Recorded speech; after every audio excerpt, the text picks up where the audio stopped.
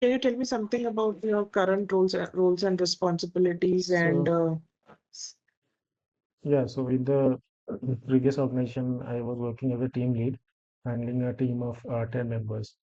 So every morning we will have a stand-up meeting. We will following agile methodology. So every morning we will have stand-up meetings and we will discuss what we did last day and what is the plan for today.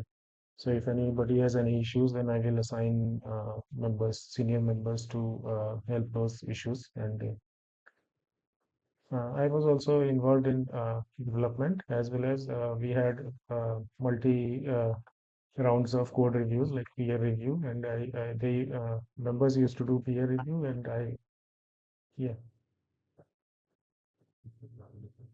okay. Which version of JDK are you using currently?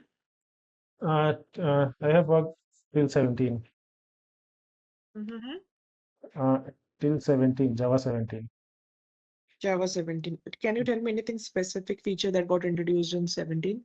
So in 17, they implemented record classes. So suppose we have beans. So instead of writing all those getters, setters, constructors, we can use records. So then they added sealed and permit based classes. So it can restrict the seal class can restrict which classes can override extend that seal class by using permit keyword.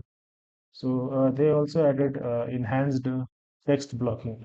So we no longer need to use new lines like for slash n or slash t for tabs. We can just directly in the text block itself we can add enter and all those things, and it will print directly as it is. Then they also implemented enhanced switch statements. So we use lambda expression in that, and we don't need to add breaks in enhanced switch statements after every case. Okay, what are the different design patterns that you're aware of? Like microservices design pattern. Yeah, not microservice in general Java design patterns. So creational design pattern I have Mm-hmm. worked with. Can you tell me some creational design patterns that you're aware of? So we first of all we have singleton where same Mhm. instance will be returned every time. Then we have prototype which will use cloning to return a new instance every time. Then we have factory design pattern. So it's like a factory class will be created depending on the Mhm. string passed. It will return the object. Then we have abstract factory. So it's called as factories of factories. Like in normal factory method, we will have a method, but here we will have another layer built inside. So the whole creation of objects will be handled by a factory, which will be internally talking to another abstract factories. Then we have builder pattern. So builder pattern is used to create uh, a complex object step by step. So suppose we have a class and a lot of properties are optional. Then we can use builder pattern to create a object of that class. Okay, got it. Do you mind sharing your screen and do you mind sharing your screen and writing a singleton design pattern for me?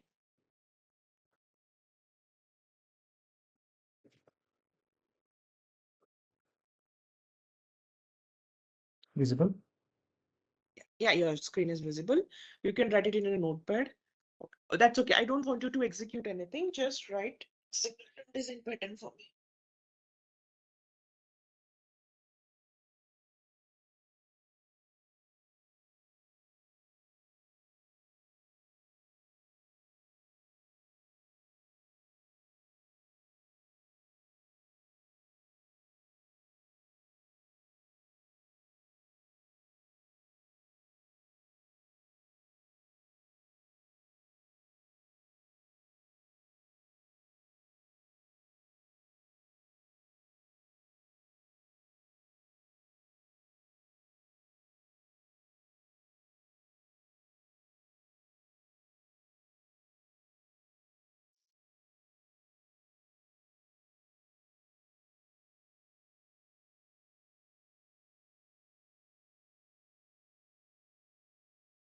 just go for lazy loading and try to implement the multi-threading issue also. Okay, Yeah. lazy loading and multi.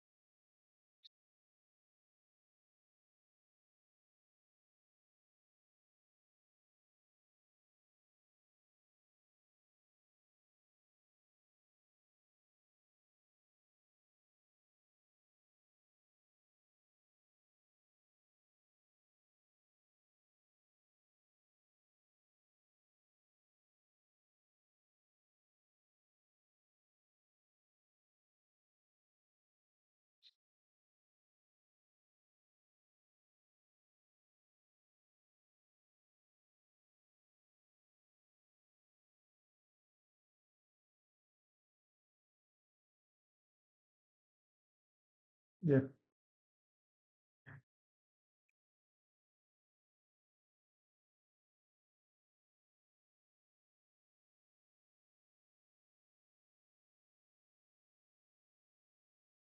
Yeah, Ashwin, are you done? Yeah. Ashwin.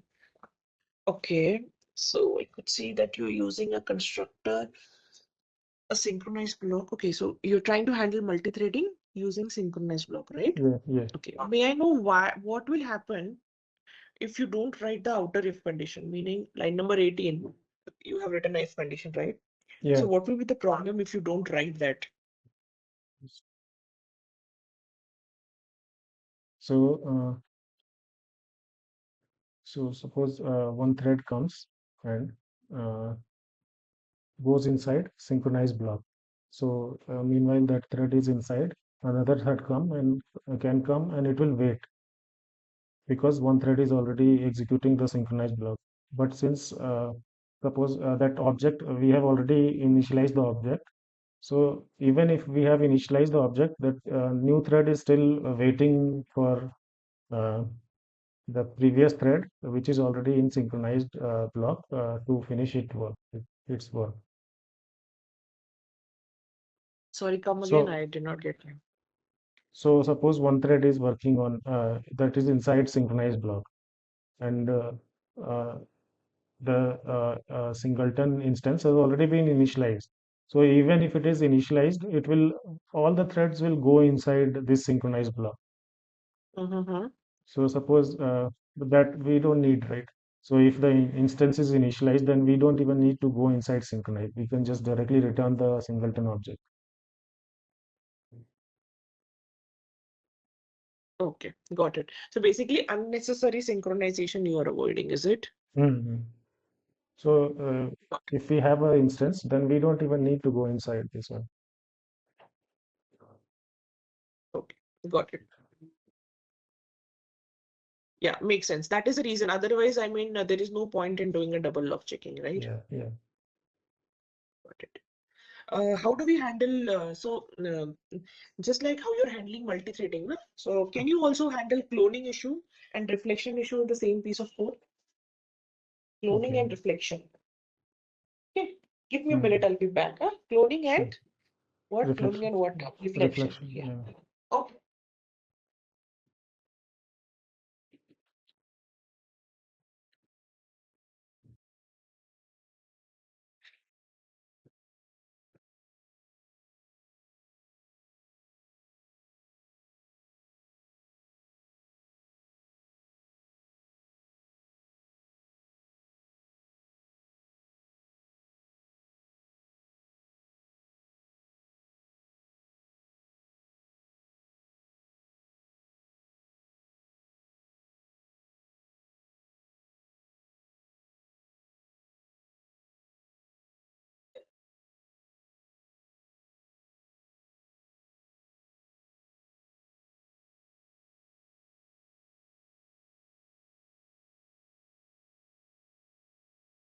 I'm back, huh?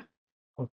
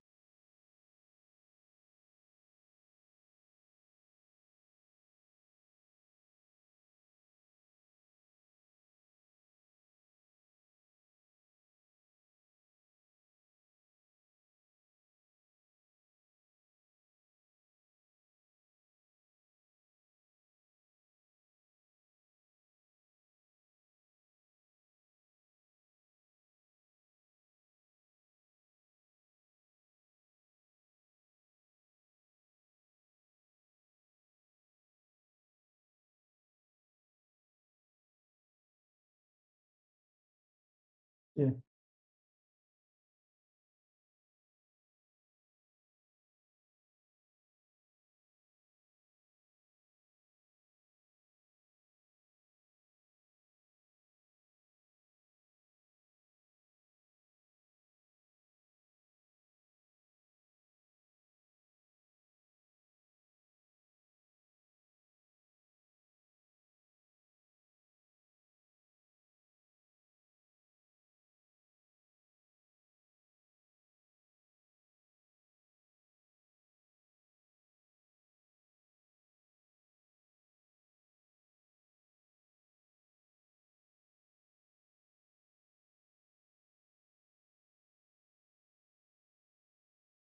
Hello.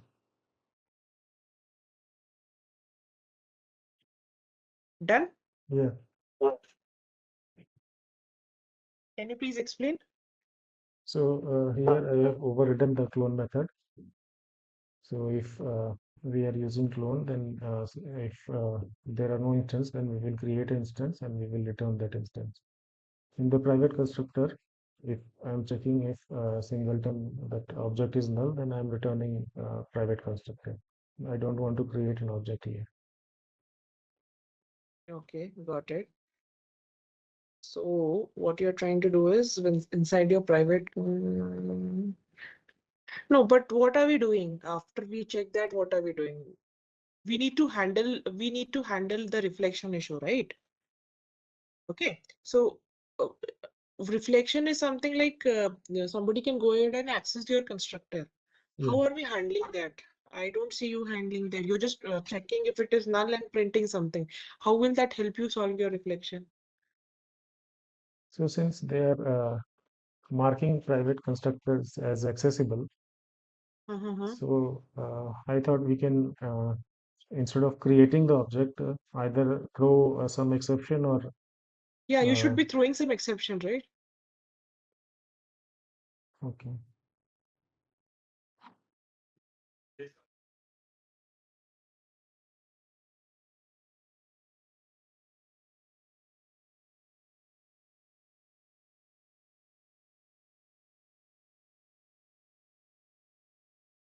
So how are we going to handle? Just printing something will not help, right? Mhm.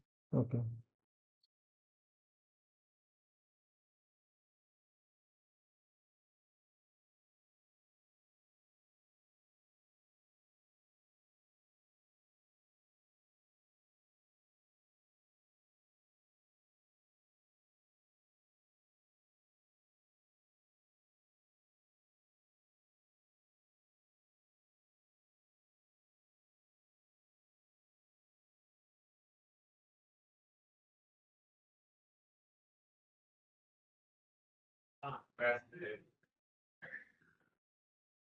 Yeah.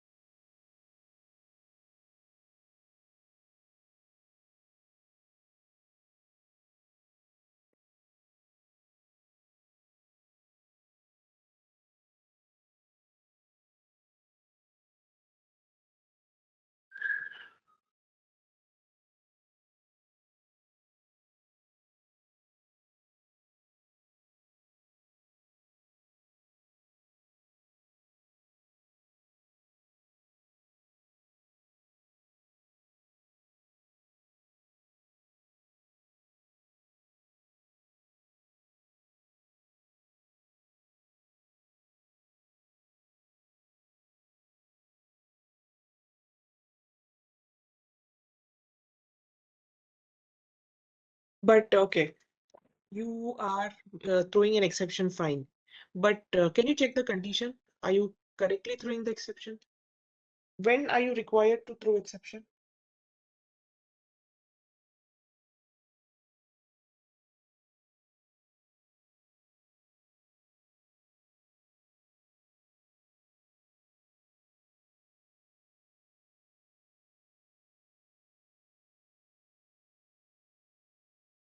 Any case, if they are trying to access that private constructor, then we can throw the exception. Okay, but I don't see your condition correct. No, no, but tell me something. If you directly throw exception inside the constructor, is it correct? So if you directly throw exception, it will not allow you to access the constructor from anywhere, neither from this class, neither from outside, nothing. You want your constructor to be accessed at least to create that one object, isn't it?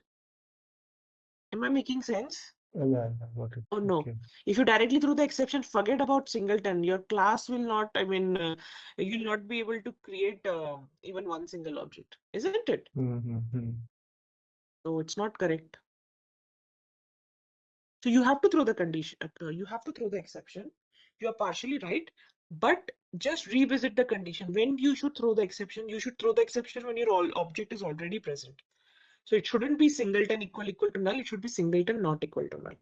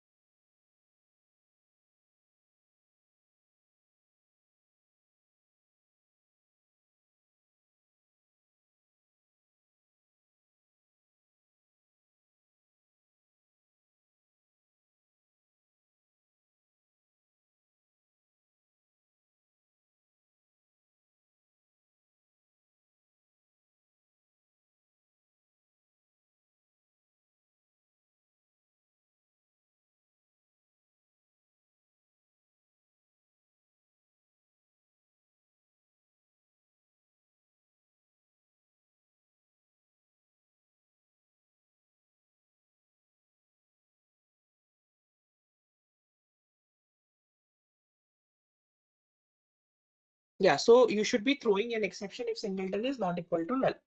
Okay. Yeah. What else apart from reflection? Did you try to handle cloning issue? Yeah, yeah. So I implemented clonable interface and overridden the Okay, clone you method. implement clonable. Okay, the signature of clone method is not correct.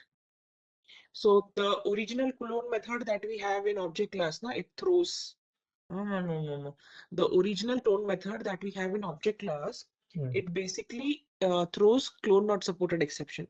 So either, no, see, you don't have to do the same or similar check inside the clone method, right? I mean, it's not required. So what you have to do is, if some, you can directly return the singleton object, or you can throw exception. If somebody is trying to clone, you can directly throw clone not supported exception. I mean, nobody should be allowed to clone an object. So either you can return the same object, or Mm. you can throw clone not supported exception. See, because if somebody is trying to clone it, right, they will be having some object, right? They'll be doing, I mean, they'll be at least having one object of One. singleton type handy with them. Na? Only on that they can do dot clone, right? Yeah. Without any object, clone will anyways not work. That is first thing. Correct. So you can return the same object, okay, but the signature of the clone method is it throws clone not supported exception. So either you return singleton, or True. because the signature of the method has singleton in its return type, right? So Mm-hmm. either you return the same object, or you can throw clone not supported exception. Either way works. Okay. Okay, Yeah. fine. Um, are you comfortable with Java 8? Yeah. Can you share? Okay, you're already sharing. Let me ask you a piece of code. So you have an array list of integer values. Define an array list of your choice. Put some integer values into it and find the second maximum element from array list.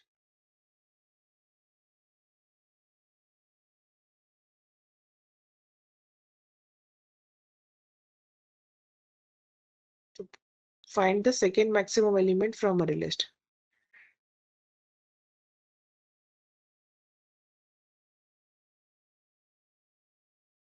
You're clear with my question, right? Yeah. Yeah. Go ahead, huh? Okay.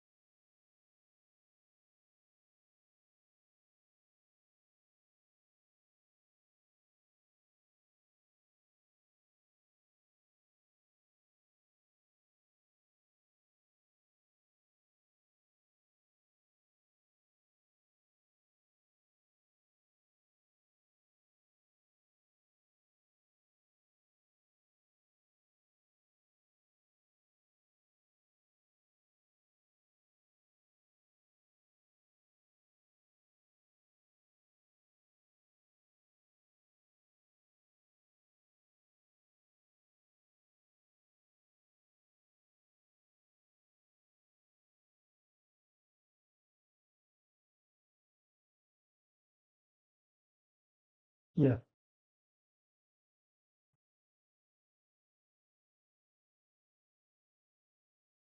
Okay. So inside sorted, what are you trying to do? You're trying to do comparator dot reverse order that will sort in descending order, right? Yeah. Okay. Can you tell me, can you write an appropriate lambda expression? Just write appropriate lambda expression.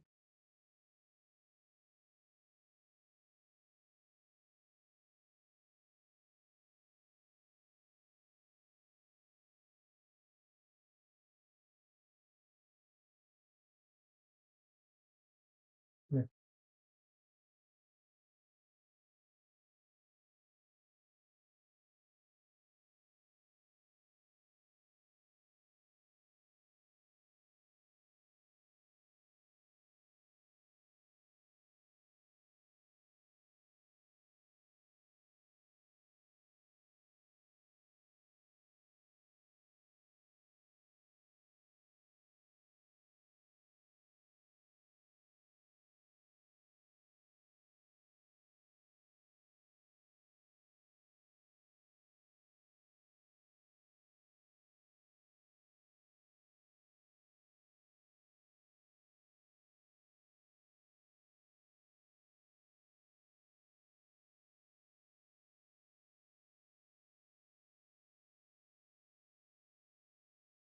Okay, so okay, what are you trying to do inside sorted?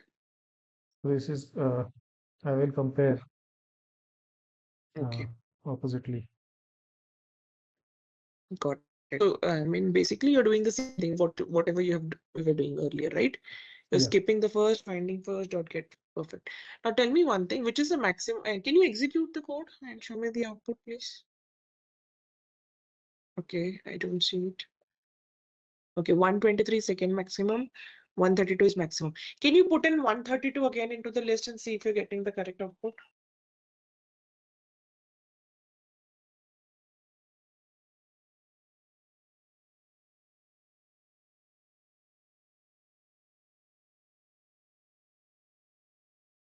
So if you execute it, just see what output you're getting. 132. So which is correct? Do you think it is correct? Because you're just skipping the first element, assuming that you're just skipping one element, assuming that first would be maximum. But what is the guarantee that the second element that you get will not be the maximum one? You got my point? Yeah, yeah. It will not So work in case you have multiple similar values. yeah,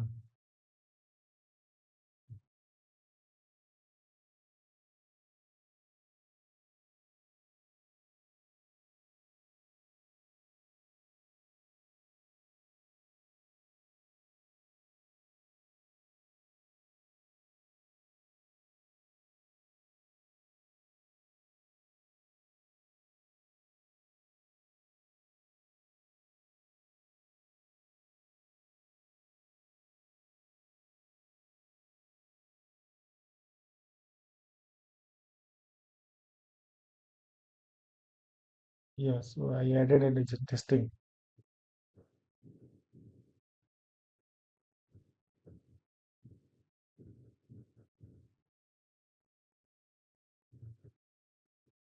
Sorry, come again. I added distinct Distinct. Okay, so yeah, distinct will help you find out the unique unique elements. elements, Yeah. right?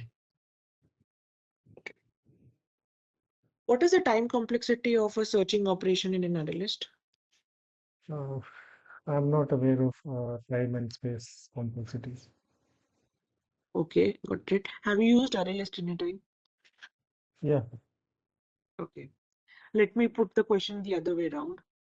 Okay. Let's say you have an array list. Okay. Okay. You have 100 elements into the array list. Okay. Okay. I want to retrieve the elements from two different locations in an array list. Okay. Okay. Like, how do you retrieve the value? Just put in the index and you'll get the corresponding value to that index, right? Like, if I Oh, do get of 3, I'll get a value which is at index 3. If I do get of 17, I'll get a value corresponding to index number 70. That is clear, right? At least you know yeah. this much. Yeah. Yeah. This working. Okay. Mhm. Now, my question is, I want to retrieve the values from two different locations in an array list. So which retrieval would be faster and why? Like if you So, check how much time you're getting, okay, to uh, get the value from that location, which retrieval will be faster? so in array list, the time to fetch any element will be same because it implements random access interface. Okay. So, okay, so then, so basically it's a constant time, right? So then when Yeah. you say constant, what is the time complexity for array list? Constant means it does not depend on anything, right? Hmm. You're right. You're right that it is going to take equal time to access both. Okay. So then there will not be any varying parameter Yeah. in the time complexity, right? So it is O of 1. So O of 1 means constant. It doesn't depend on anything. It is constant irrespective of the index. Okay. So just try to explore on these things as well. I mean, you might be knowing the internal working, no Yeah. doubt, which is I good. tried many ways, but it's getting And then, complex. no, which is good. I mean, it might get complex, but I'm not asking you to dig deeper into it, but at least the basic level that for the basic data structures like linked list. when you should be using linked list. When you say that about the use case of linked list, you should also know about its time complexity. Because Okay. for linked list, it does depend on the number of elements you have in linked list. Because the Yeah. elements are not stored there in continuous memory Okay. locations, right? Yes. Yes. So you have to rely on it. And also you need to understand when which design, which collection classes you should be used when, because you have so many collection classes, right? So Yeah. you need to know which collection class should be used when, what should be the use case.